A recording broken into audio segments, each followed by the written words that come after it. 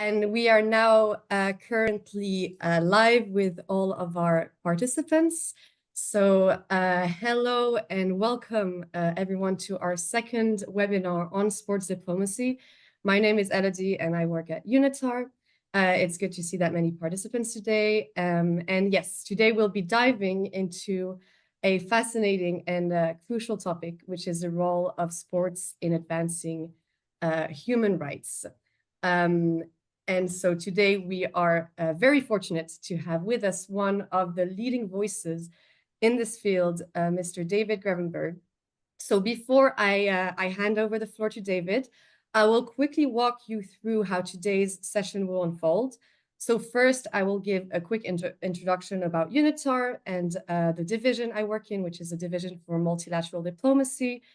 After that, I will formally introduce our guest speaker, David, who will share his insights on the intersection of sports and human rights. And following his presentation, we will open up the floor for a Q&A session, where you are all more than welcome to submit your questions in the Q&A chat box. So with this all being said, and before passing on the floor to David, let me quickly introduce you to UNITAR and what we actually do. So UNITAR is essentially the dedicated training arm of the United Nations, focused on enhancing the effectiveness of the United Nations through dedicated capacity building, training initiatives, and research. So our organization was founded in the early 60s during the period of decolonization. New states were emerging and joining the UN, and they all needed the tools to navigate this complex system. And that's where UNITAR came in to provide the necessary diplomatic training to all of these new members. So today, while we still focus on diplomatic training, we also have expanded our activities, and now we offer training and learning solutions, not just for diplomats, but also for individuals, organizations, the private sector, NGOs, universities, and so on. And to talk a bit about my division, which is the Division for Multilateral Diplomacy, we also have a very clear mission, which is to strengthen multilateralism and the UN system by implementing training programs that focus on skills development and capacity building. And we've recently decided to expand our activities to sports diplomacy. And now moving on to today's topic, sports diplomacy and human rights. So sports diplomacy in its very broad sense is really becoming an emerging and dynamic field. I mean, we've all had some experience with sports, whether playing it or watching it. And we also know how deeply it can influence certain traits such as leadership, perseverance, communication, and much more. But then when you take sports kind of at the international level, it really becomes clear that it is so much more than just games.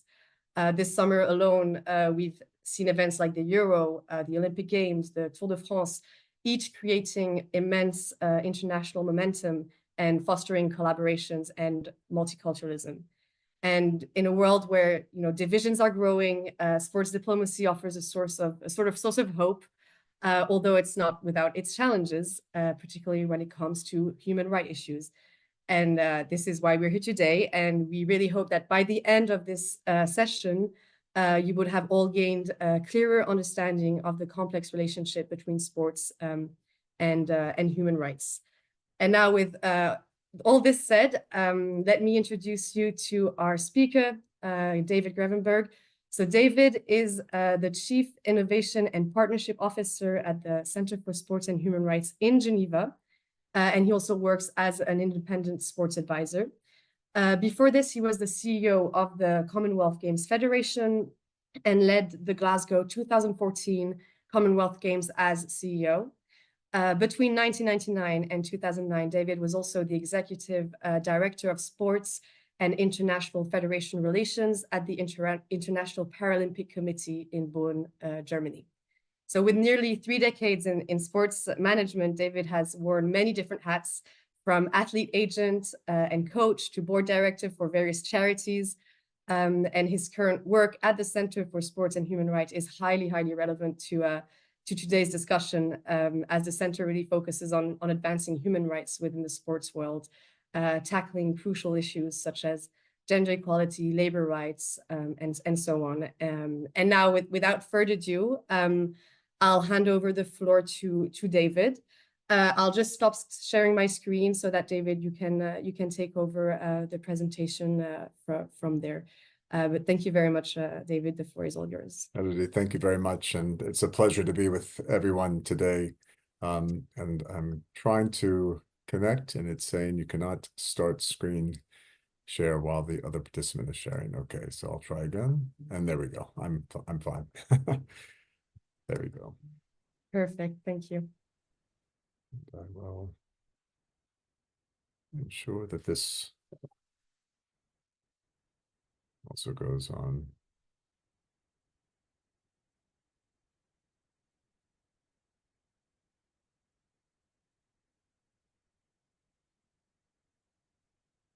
Just bear with me.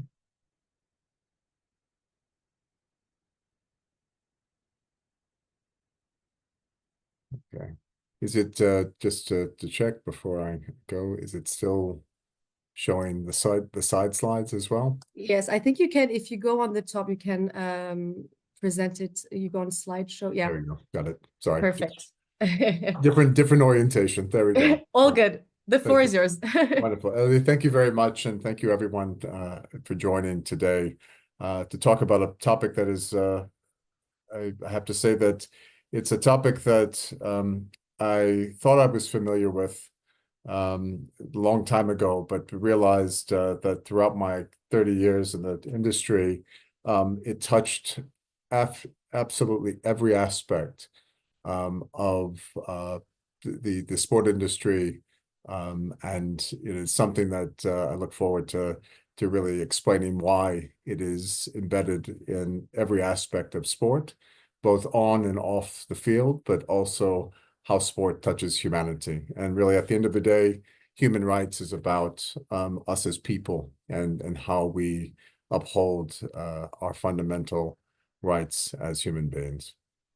I'd like to really start off with the point of what I feel is the basis for a human rights approach to our work, whether it's in sport or in other fields. And it really comes down to what we value. We value as human beings. And what values represent are what and whom we value and we attribute value to. One of my favorite quotes on the notion of values is in a really active way, when you start to put values to life, is that your beliefs become your thoughts become your words become your actions become your habits become your values, and in turn, your values become your destiny. And this was spoken by Mahatma Gandhi. And I really feel that this really applies to the journey that we go through in sport to conceive good, safe, fair, and exciting rules that bring the power of sport to life. So the promise and the reality of sport.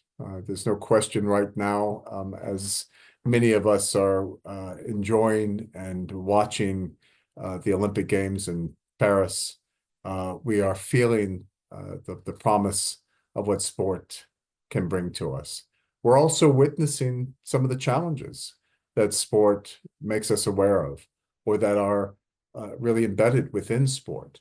And sport is often compared to being a reflection of society or a manifestation of humanity itself, and how we interact well and sometimes how we don't interact so well. And I think Paris 2024 has been an exemplar games in terms of hosting, but also I think has made a number of aspects in terms of the human impact of sport and on sport. And there's no question, there's lots of observations that we can discuss later in this presentation. So the promise and the reality of sport. Many of us are very familiar with this man, Nelson Mandela. And this famous quote that he said in 2000, which was really the reflection of that sport has the power to change the world, and the power to inspire, the power to unite people in a way that little else does. And it speaks to the youth in a language they understand. the full embodiment of this, his full quote, really expands on the power of sport as being really relevant to our humanity. This was said at the launch of the Laureus Awards in 2000. And it really was a kind of a seminal moment for the world of sport, and where social good and sport was really, I would say, raised to the forefront, and that humanity's role in sport became front and center. About 6 years before that, 6 to 8 years before this, Nelson Mandela also said, and this is just after he was freed from Robben Island, that to deny people their human rights was to challenge their very humanity. So I like to present these two quotes together because you can't separate them in the man. And from that perspective is that they really go together in many, many respects. That giving people their rights as the fundamental basis for their humanity, and then using a medium like sport to unleash the opportunities and full potential of our humanity, go hand in hand. And now, this was not taken without, I would say, for granted. And in 2000, the Olympic movement embraced the concept, which was called Celebrate Humanity. So that was not by accident, and certainly very much by design, and something that the International Olympic Committee and the entire Olympic family really embraced, was this aspect of humanity at the heart of the Olympic movement. A few years later, this was refreshed, and it was talking about the best of us. So that the tagline, or the movement's message, building on this celebration of humanity, it moved towards looking at the best of us on and off the field of play. And so really looking at the human impact on ourselves, but also on others. Going into the Rio 2016 Games was this call to action that together we can change the world and make the world a better place. And that became a really calling sign that being the best and working together for our common humanity through the power of sport, we could make the world a better place. And then most recently, and with all the challenges that we've seen in the world in recent times, and through to Tokyo 2020 and on to Paris 2024, the concept of being stronger together. Again, that sense of togetherness in our common humanity. The commonality of this really comes down to our human rights. Now, human rights are often something that we throw around the world in many different ways. And when I like to typically ask audiences right now, do all of us know all of our human rights? And most of the time, people will be honest and say, no, I don't know all my human rights. And that's a fact. We constantly are assessing our humanity, and our context. Often, we take many of our rights for granted. But this Universal Declaration of Human Rights, which is fairly young, 75 years old just last year, really laid out those fundamental rights that protected us as humans, and that are inalienable in our common humanity, and how we look after each other. They essentially are the basis of many of our beliefs, as well as some of our values. How we implement them and practice them are habits we create. So all the aspects that Gandhi was talking about, I really feel are brought together through these rights. And each one of them has, I would say, a profound impact on industries well beyond the world of sport. But within sport, there are direct correlations, whether it's as you journey into sport or you journey out of sport, whether you're embedded in sport. Many of these rights are critical for people's enjoyment and fulfillment through sport. If they aren't upheld, often it makes the conditions and the environments much more difficult. Often human rights are presented and talked about in a very black and white perspective. But the reality is that human rights are very colorful. They also are often talked about as violations and abuses, but also there are plenty of examples where human rights play an important driver of social opportunities. But you cannot realize opportunities unless you deal with risks. And that is a really important aspect of the work that the Center for Sport and Human Rights conducts, is that we try to present the balanced proposition. And that is, let's help the world of sport address its risks. And in some cases, those risks are manifested by fears. And once that's done, how can we unleash and harness new value and opportunities? So sporting values are aligned with human rights. And again, going back to that covenant of values I was mentioning in my opening remarks, whether it's the mission and values that are articulated by sports bodies, you often see humanity at the center of that, as demonstrated in my Olympic example. We often refer to impact and legacy around major games and events or sports programs as having a fundamental connection with human dignity and opportunity. Integrity matters. The behaviors that we manifest, the decisions that we take, how we take those decisions, particularly in sports bodies, there's a strong alignment to human rights matters.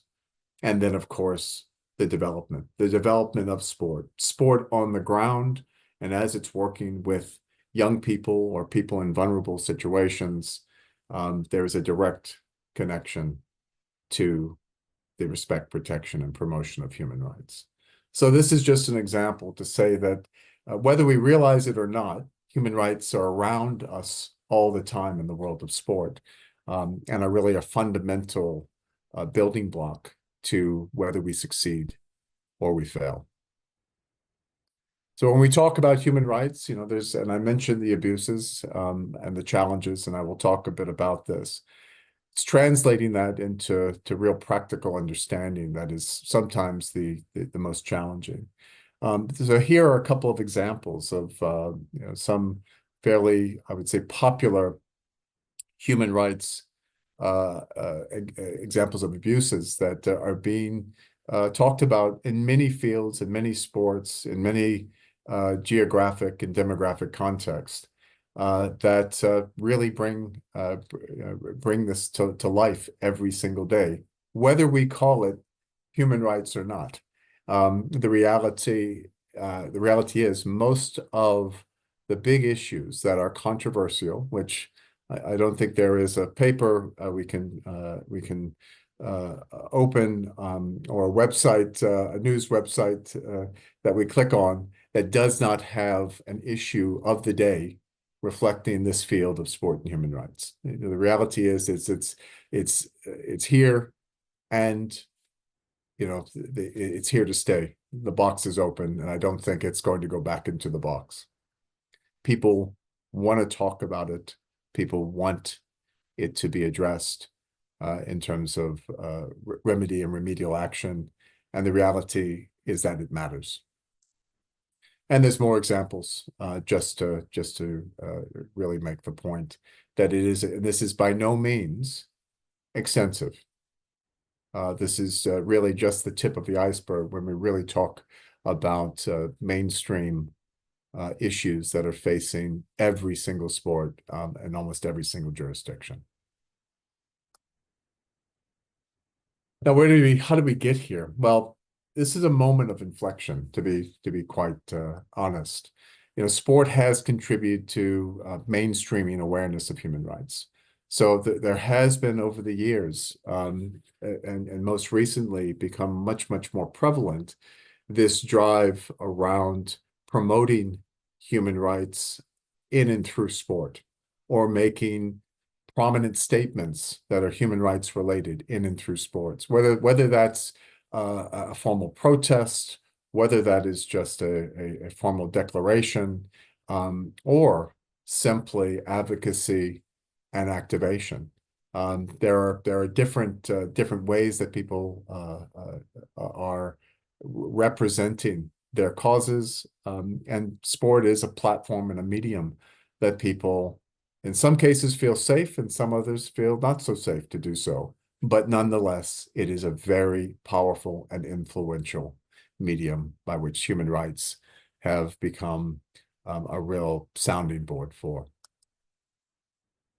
Leadership, inspiration, and social change. A couple of examples of athletes that have really pushed the bar on discussions, and much broader discussions on sport and human rights. And there have been, no shortage of inspirational moments of showing the pure conviction of people to make the world a better place. Sport, again, being an enormously influential and powerful medium. None of this has gone without controversy. None of this is easy. And so leadership, inspirational, and social change, by its nature, connected with human rights, is a journey and hard. And the reality is, it does move the dial.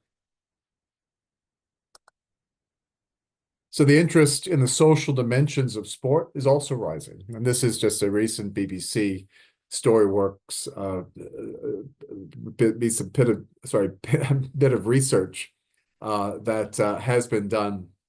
It just shows you that from the sample, 28.5 million sport lovers are interested in the social dimensions of sport. 6.1 million football World Cup fans interested in the social dimensions of sport. 18.6 million NFL fans. And this was done just in the UK.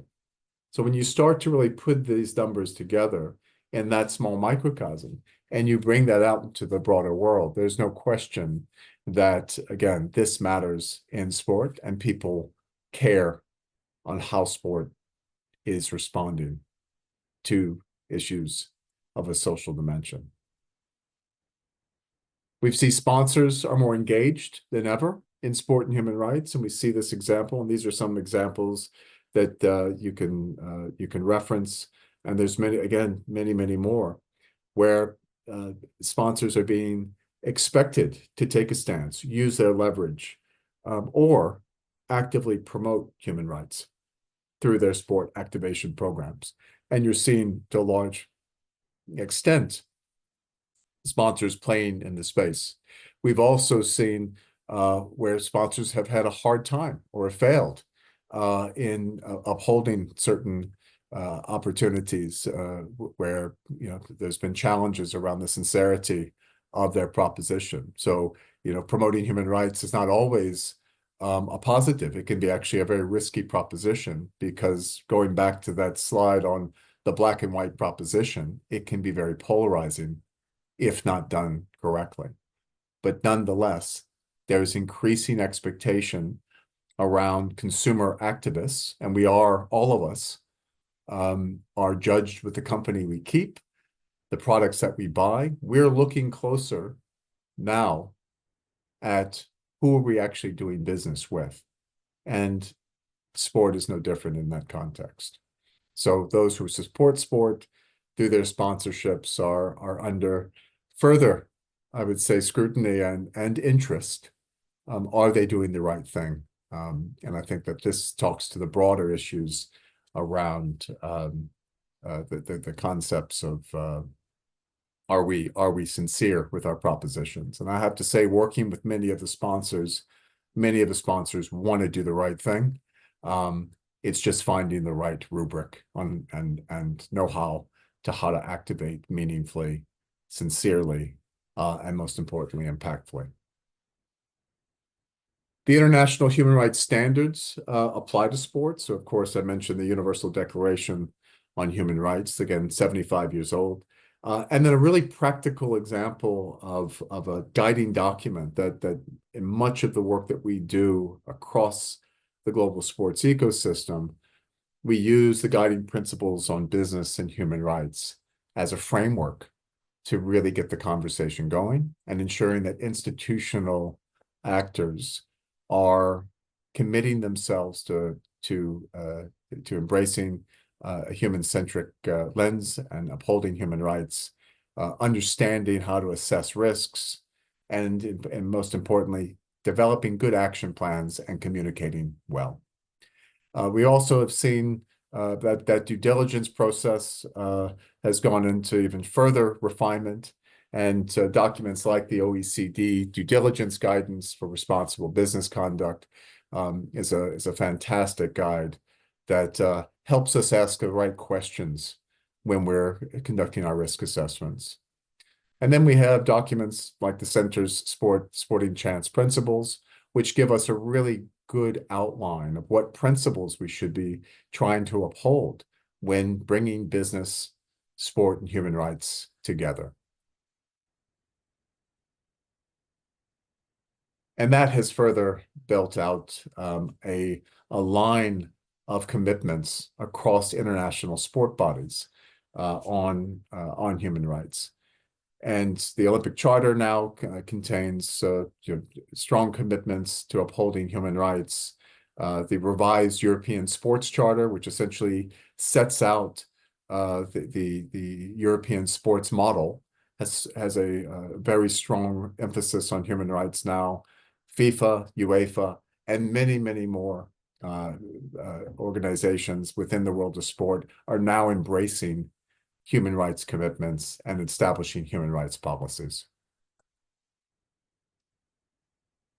Human rights are now also embedded into the bidding and hosting requirements.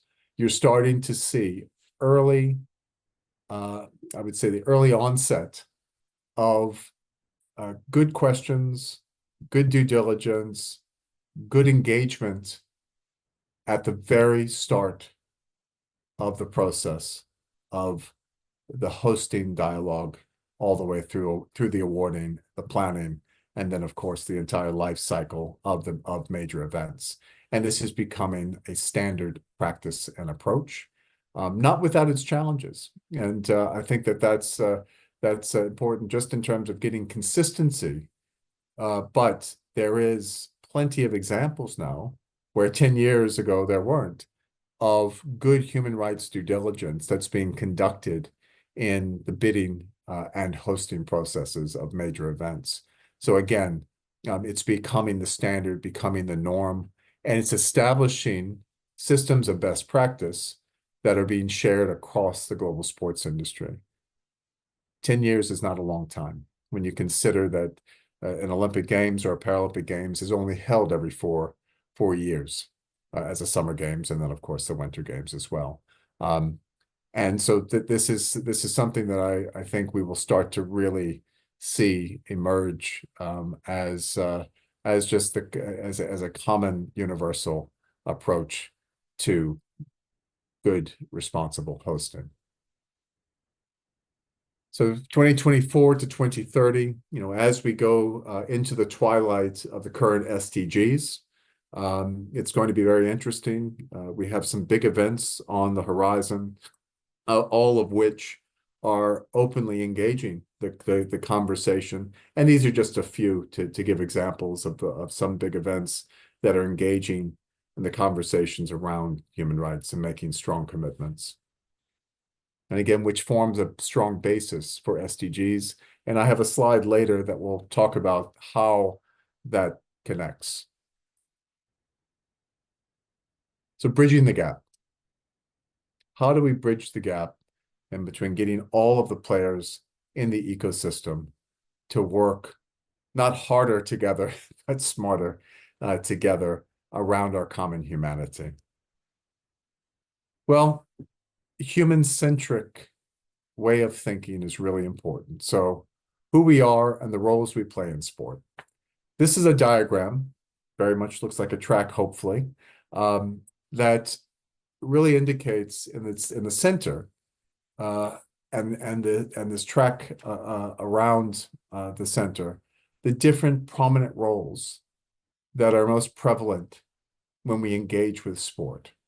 From being an athlete in our lives to maybe when we start out, we're just part of the general public or part of the community that's hosting an event that gives us inspiration to become a volunteer, to become an athlete, and then later in our lives, maybe when we retire, we become a technical official or simply just a fan, or we become a coach or administrator.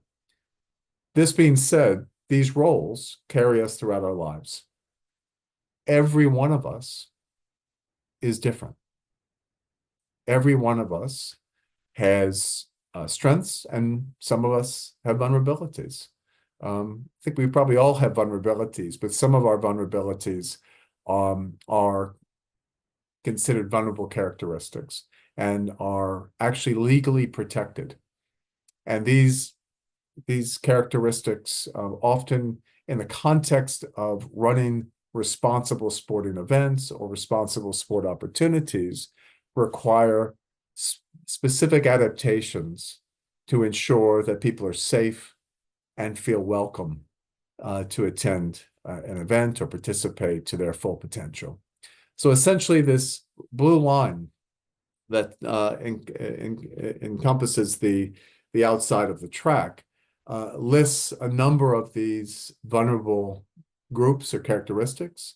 And we also, many of these roles that people play, the people could represent one or multiple of these characteristics. It's up to us in the world of sport to ensure that we can accommodate and adapt the opportunities to be as fulfilling as possible, and in doing so, uphold the principles of safety and the warmth of our welcome. That being said, from the center, we build out to the institutions. So from people-centric, we focus on the institutions, because the institutions, the decisions that they take, the behaviors that they manifest, and ultimately the outputs and outcomes that they create have an impact on people. So what this diagram essentially does, again, in the shape of an arena, now around that track, it creates an atmosphere. And that atmosphere is really created by public, private, and third sector organizations. And these seating blocks that we've created represent the different actor groups in sport. All of these actor groups interact with one another when, for instance, hosting an Olympic Games. They have different remits, they have different roles, and therefore have different responsibilities. They have rights as institutions, but they also have the ability to create risk that they have to manage and create benefit that they also have to harness. And so this diagram looks to really show that we're actually all in this together. Institutions and individuals we make up this atmosphere. This atmosphere, or this ecosystem of sport, acts like a butterfly effect. If one thing goes wrong in sport, it affects us all. We are all implicated, and we're actually all connected to it. That being said, if we start the wave, if we actually get inspiration from one another, if we do the right thing and uphold our responsibilities, we protect each other, we respect each other, it creates an enormous wave of energy that is much bigger than any of us, individually or institutionally. And so when conducting human rights work in the world of sport, this ecosystem makes sure, in this diagram in particular, ensures that we don't leave anyone behind, that we engage everyone in this ecosystem because it matters. And we don't want empty seats, and we don't want people being harmed. We want to realize our full potential. And so this is a really important slide that we like to share with people, because it really is the basis in terms of how we approach our engagement with all the actors in the world. Here's another important slide, which really looks at what we mean by responsible sport. And sometimes that's a more palatable way of describing this intersection between sport and human rights. What we're really asking is, we want people to deliver responsible sport. And why? Well, we start at the top. Sport talks about its impact all the time. An impactful sport is what is kind of the basis for driving much of the value proposition, whether that's the business, the technology, the tourism, the infrastructure enhancements, just the pure glitz and glamour of the entertainment. We see sport as this, we rationalize and justify sport as a social, environmental, and economic driver. The reality is that impact, in order for it to be meaningful and sustainable, has to be underpinned by both sustainable and responsible sport. And what we mean by this is that sustainable sport is very much aligned to the work of the SDGs. And I won't go into great detail on this particular line, but the premise of this spot is that the actual bedrock, that the trust and legitimacy and the impact and the sustainability of sport is actually created from a foundation in responsible sport, of which the bedrock of that is the respect, protection, and promotion of human rights. When you respect, protect, and promote human rights as your bedrock, sport ethics, the decisions that we make, sport integrity, the behaviors that we manifest, affecting a safe sport environment, can be upheld.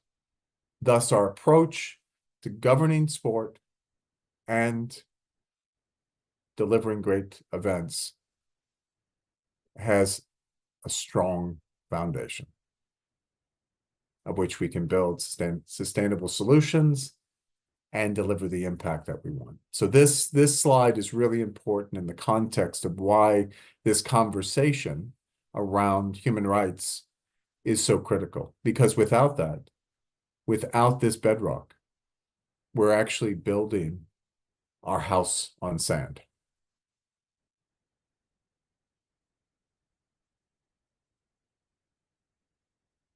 So the world we want to see, well, a lot of times in the work that we do, people like to go straight to the good things and run away from the more challenging things.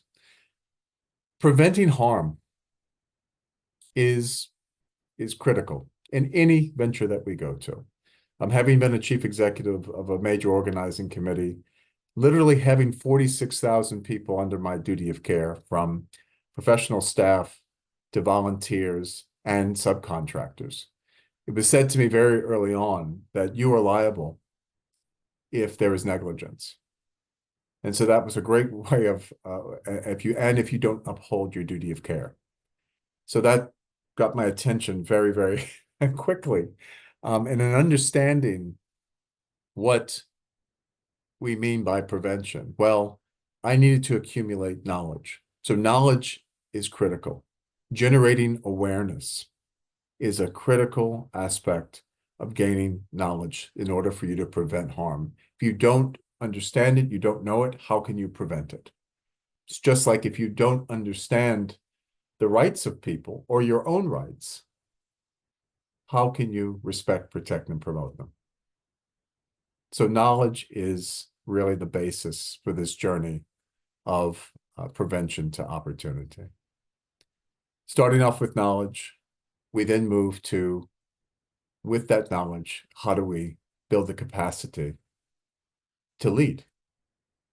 And through knowledge and leadership, we are able to create cultures that can create lasting value, that can establish a basis for what is acceptable, what is not acceptable, and the ability to make good decisions in order not to harm people.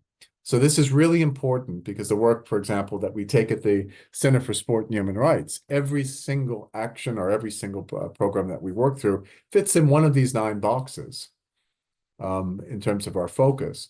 But it all starts with this notion of prevention and really enabling people to use the power that they have within to understand the topic, lead from the front, and work together to create a safe and enabling culture. On top of that, bad things do happen. That's life and that's the reality. So we should be idealistic, but not naive. And it's really important that we have in place good regulations and we generate awareness on what those regulations are. We refine those regulations over time. We ensure wide representation across that ecosystem so that we're hearing the voices of affected people and that we have systems of resolution. When bad things happen, we're able to resolve them. And it will be amazing, or maybe not, to know that we are fairly, I would say, at the building ground, at a foundational level in much of sport in generating mechanisms for remedy that are effective, meaningful, safe. Issues like trauma-informed, where people have been traumatized through sport because of abuse. Are we handling these systems well? And I think it's actually a reflection of society, to be quite honest, but it really does come out in sport in many ways. So once we've worked through prevention and remedial steps and have those building blocks in place, that's when the fun really starts. That's when we can promote with confidence all of the opportunities that sport can afford us. That's where we can invest in meaningful, safe, and engaging developmental opportunities. And that is where legacy is perpetuated by taking a trusted, legitimate, and credible approach over time. The impacts that we generate create a meaningful legacy. So all of this just takes you through a journey of both our theory of change and the pathway that is articulated in the mission of the center. And we work with all actors across from all of these different sectors, again, public, private, and third sector, to take this approach and share this approach with their work.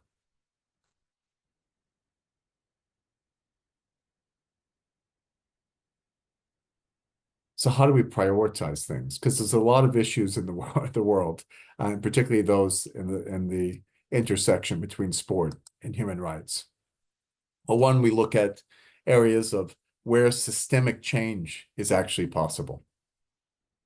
And sometimes that requires us to make pretty bold decisions around, we need to tackle this issue before we can tackle that issue. And that's sometimes very hard because, of course, you know, for those who are affected by a particular issue, they want their priority is that issue. But in order to enable an environment, systems usually change through a sequence of steps. Two, egregiousness and changes of the changes of impact are high.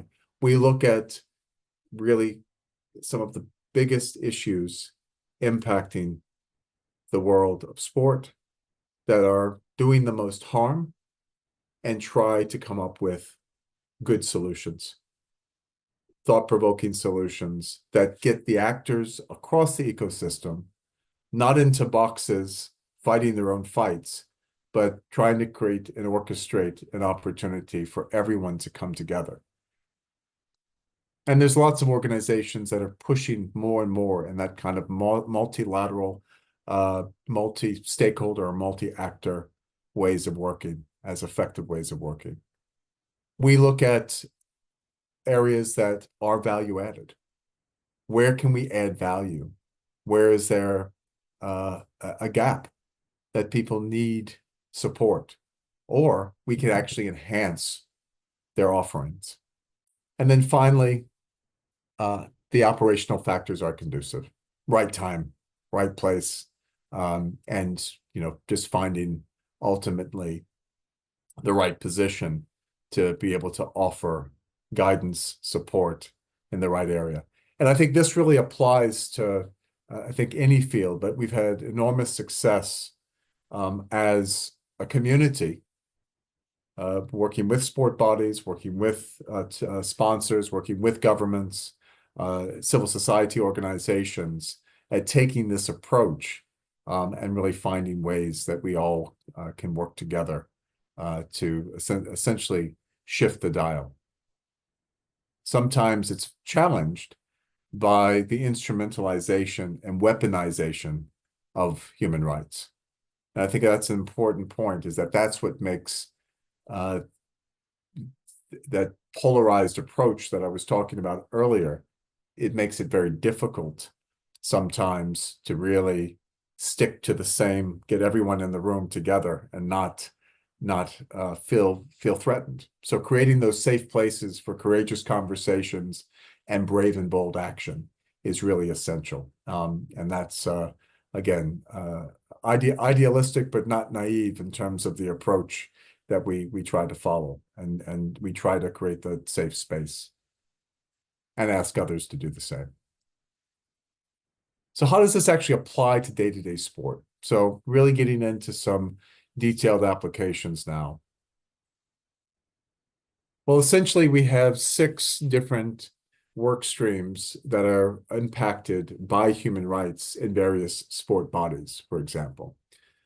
Governance, management, team management if you're a national body, or event delivery if you're a major event owner, development and education, communications and marketing campaigns, and of course, how we generate revenue from home. So in the case of governance, one of the benefits of engaging a human rights focused or based approach is that transparency and accountability is a requirement. So this really helps us just to uphold good governance, fostering and nurturing an atmosphere of trust to those that we represent and serve. Inclusivity, and apologies for the numbering on this. I think it's just got skewed with a transfer. It also taking a human rights approach to our governance helps us to embrace a much more inclusive approach. So, for example, looking at the inclusivity of that ecosystem, are we actually, as we govern our sports, engaging and considering all of the different factors that make up the ecosystems that we work in? Management, good ethical decision making. So grounding management decisions on human rights ensures an ethics, or ethics is upheld in our operations and helps us manage our risk and therefore our reputations, and of course other aspects. Stakeholder trust. The more we give people confidence that we are considering and looking after their interests, the more people will trust us. And that is, I think, really a critical, and our partners as well. So whether they're individuals or institutions, the very fact that we're taking a human-centric approach to our work and upholding people's interest, it again establishes a basis of trust. When it comes to managing teams and providing support, obviously a critical area of interest now is holistic athlete welfare, and really looking at athletes as total people, not just as people on the field of play, or in the case of just numbers. And committing and supporting athletes by protecting them from exploitation and ensuring that, whether that's on the field of play or outside or abuse, we could add abuse there as well, and making sure that we have systems in place, policies in place, and the ability to take actions to protect our athletes from exploitation. Development and education programs. Are we empowering and enabling people to understand what human rights are and how they apply? Treating each other well, looking after one another, taking on responsibilities that are bigger than all of us. How do we engage and educate to really maximize and realize the full potential of our sports? Safely and meaningfully engaging young people. These are all aspects that could benefit from taking human rights approach to day-to-day sport. And there's no question, and from our marketing and communications, and we've seen this in a number of sport bodies over the past several years, is that there's no question that human rights can provide a positive branding opportunity, whether that's expressing a commitment to gender equity or inclusivity. These positively affect our brand because our brand is a manifestation of our values. Storytelling. As humans, we are naturally extraordinary. Every one of us has an extraordinary story of some sort, whether we feel it or not, it's a different thing.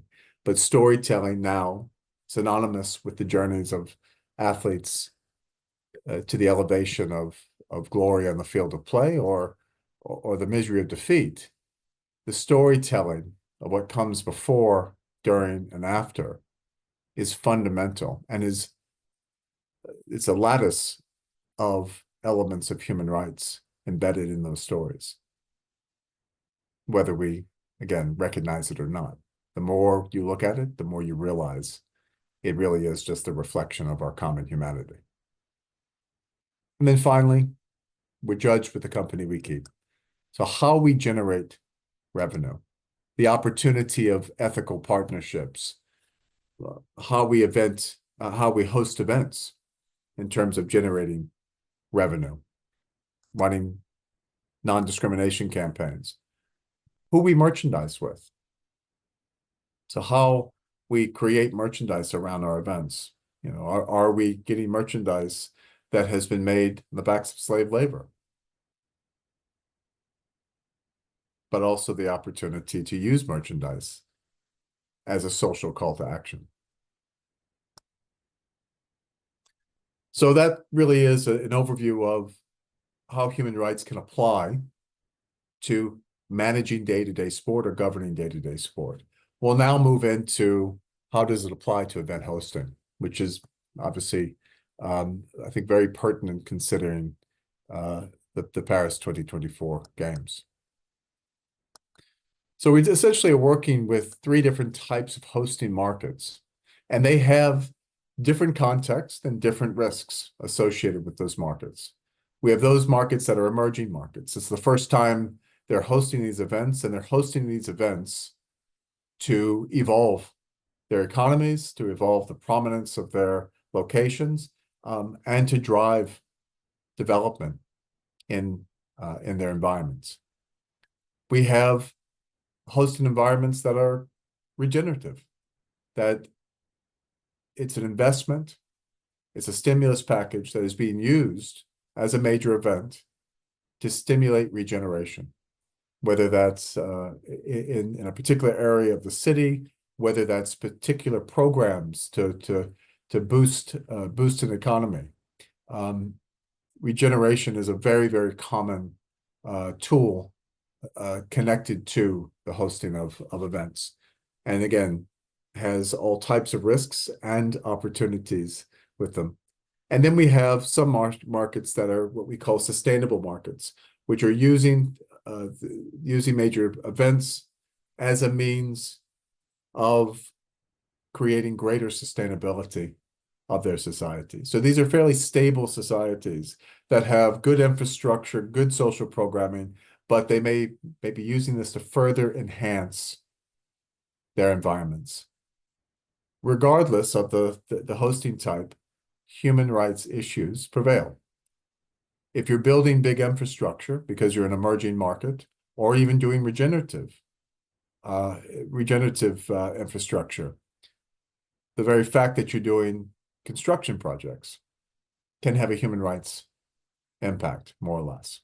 If you're engaging communities, marginalized communities that have never been engaged before until this event, that brings all types of new risks. If you have social challenges regarding homelessness, and you're going to put a major event within a context, the fact of that you may have displacement because you're moving this, unless that's handled well, you may have issues around human rights. And every context, every situation, for some of our inherited histories that we have, whether that's the rights of indigenous people or historically marginalized groups, being able to create events that are welcoming for all and that benefit everyone in the community uniquely rise or brings rise to conversations on how do we meaningfully include everyone if we take a responsible approach. So I think it's really important to recognize that these three different types of hosting markets provide different challenges, but also different opportunities from a human rights context. And very quickly, we're going to just go through what we call the international sporting event life cycle. And we'll start off with the number one, which is a logical place to start, which is the feasibility phase. And really, essentially, this is when the idea of hosting an event in a community comes to light, and that we're essentially looking at, well, what human rights risks exist, conducting an assessment. And this is typically done before we even put in a bid. If you look at some events, this could be 10 to 12 years before an event is actually hosted. And then we engage. We engage with those affected. So we look at those risks. We identify who is likely to be affected by these risks, and we engage. We engage with that ecosystem early on in this phase to really identify where are the gaps. And the facts are we do this through the lens of standards, and those normative standards and applying that early helps us to build on them later. Once we've taken that responsibility seriously, we now have something to talk with. We have the opportunity to be responsible and say, we know our conditions, we know the challenges, we know the risks, and we can talk responsibly about how we're going to come up with solutions to address these risks. It allows us also to be very realistic and not try to be the panacea around, which is often the challenge. If you don't have these conversations, you will be expected to be the panacea. If you have these conversations, you can target very clearly where you're going to focus on and what is realistic with the time given to you in this hosting project to make meaningful change. Dialogue allows us to conduct a gap analysis and really bring reality to the standards. How much change can we create, or what things can we do to ensure that the event that we want to host makes the world a better place, but most importantly, is run responsibly.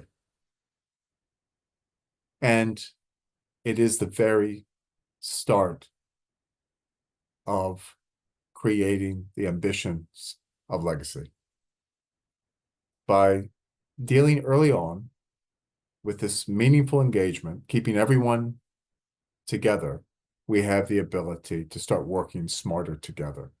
And that inclusive approach that has meaning, this is the phase that we create a framework of which we can all be responsible and accountable to for the right reasons. And then the fun part is actually applying what we've learned in the feasibility phase, what we've discussed in the dialogue phase, and we apply that to a bid. We know the environment we're working in, the challenges that we're likely to see come, and we're able to look at the conditions of hosting, and are we a good fit as a city, as a community, as a nation?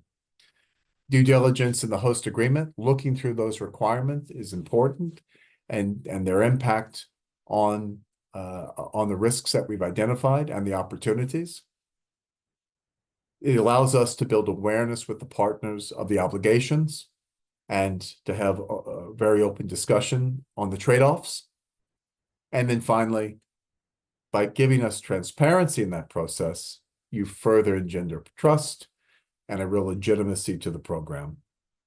And that is when the bid is submitted, and if it's a good bid, you're awarded the games.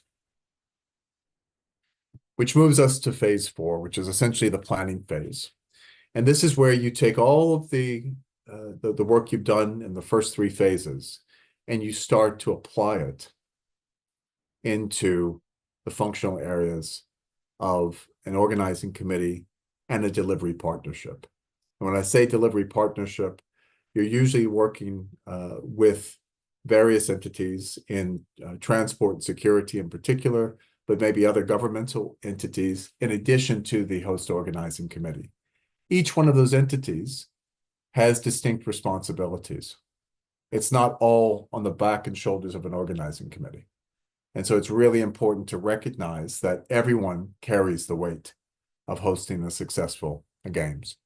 And that may be a municipal government, a state government, and a national government that are all doing different aspects of the delivery of a major event, along with the organizing committee and other authorities.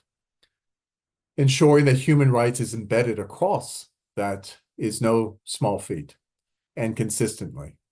That due diligence in the business relationships, making sure that we are running responsible businesses and that we're all on the same page, again, requires enormous coordination. Conducting good human rights training, where we are unfamiliar or we're not on the same page, that educational piece is critical, and building the capacity.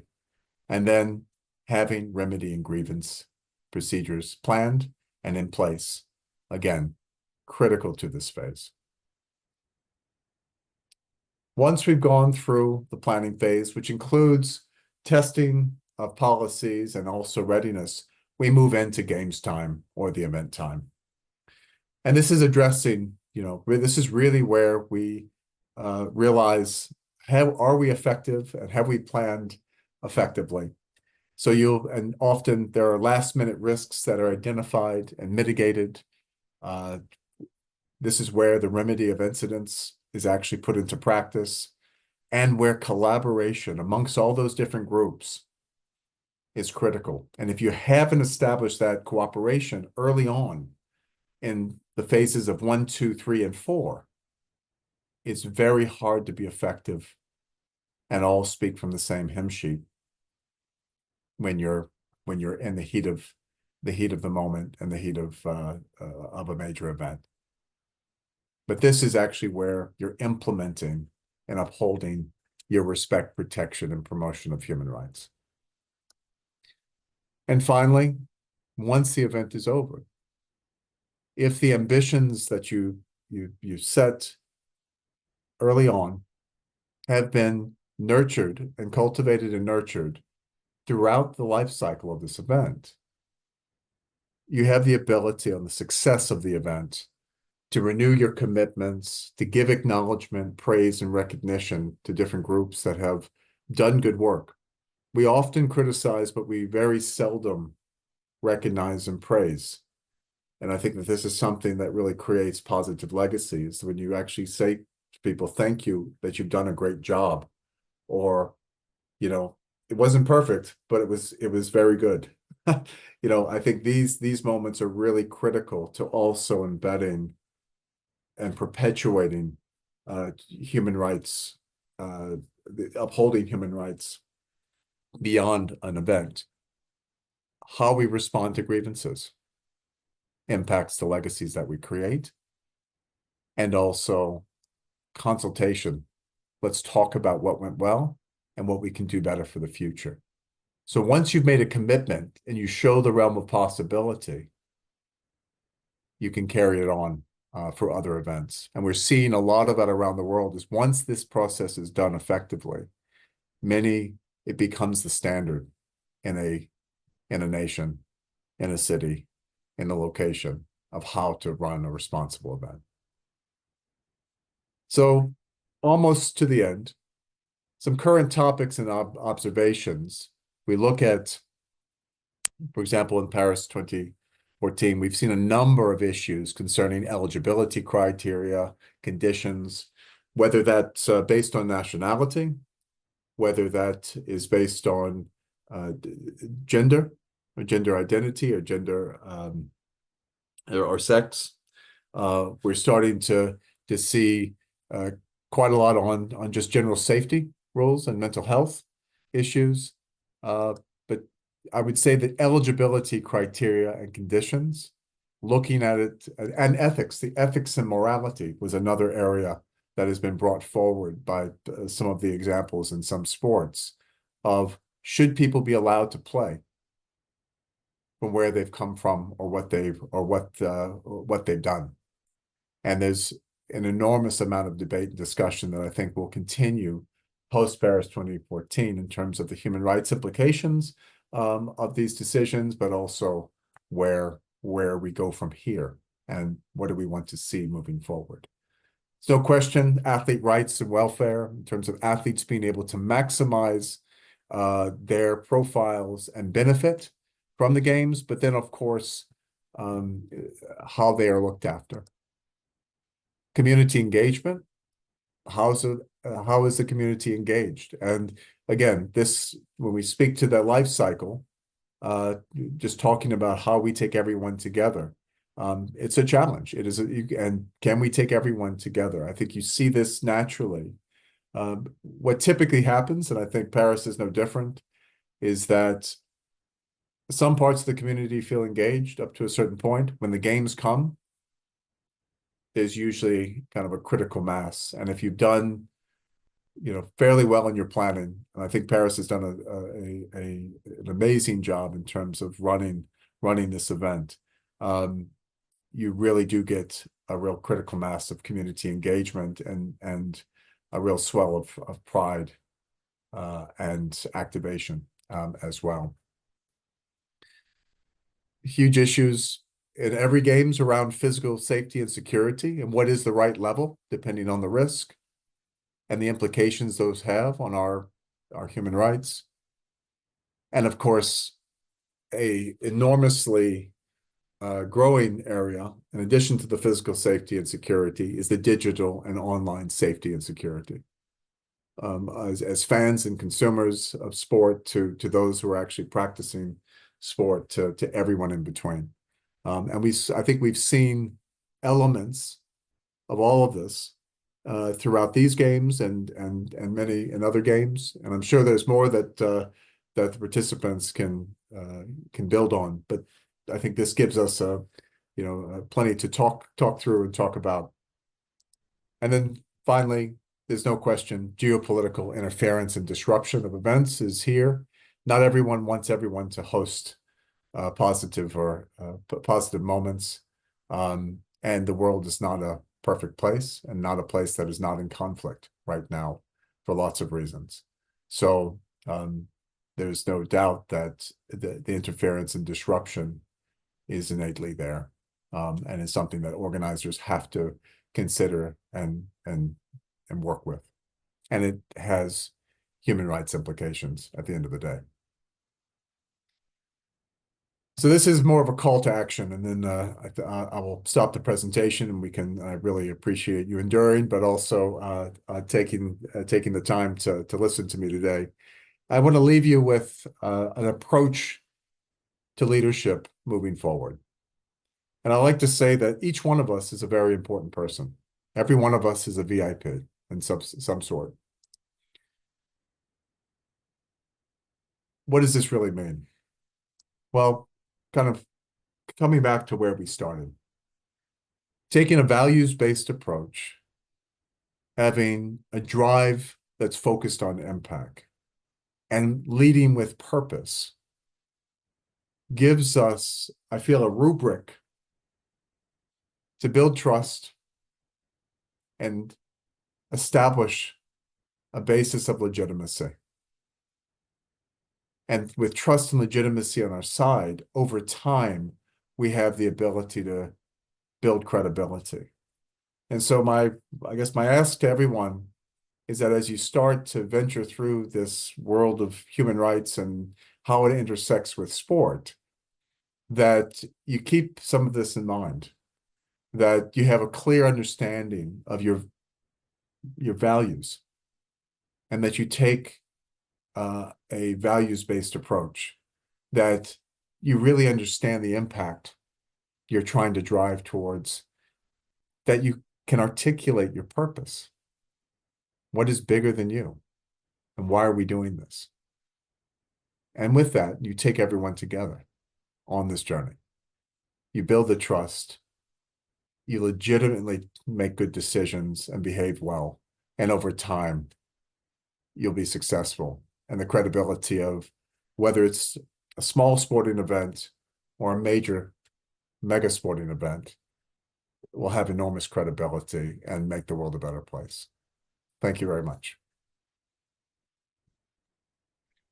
Thank you so much, David. There we go. Here I am.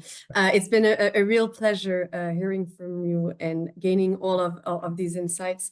I really found your take on human-centric leadership and interconnectedness very interesting, and really like the way you put it, saying that sports can create this huge butterfly effect. And it really was a real pleasure to work with you on this topic. And just for our participants also, on that note, I'd like to mention it here that we have one final webinar on sports and city diplomacy, and we'll be taking the Paris Olympics as a sort of case study. And this is going to be taking the form of a panel discussion with several speakers with very interesting backgrounds and very interesting insights. So we highly encourage all of you to register to our final webinar. So yes, thank you everyone again. I'd like to reiterate that if you found this webinar interesting, please complete our survey, and don't hesitate to reach out. Our email address is also there. Thank you again, David, and have a lovely day or evening wherever you are all based, and goodbye to everyone. Thank you. Hi, everyone. Thank you so much.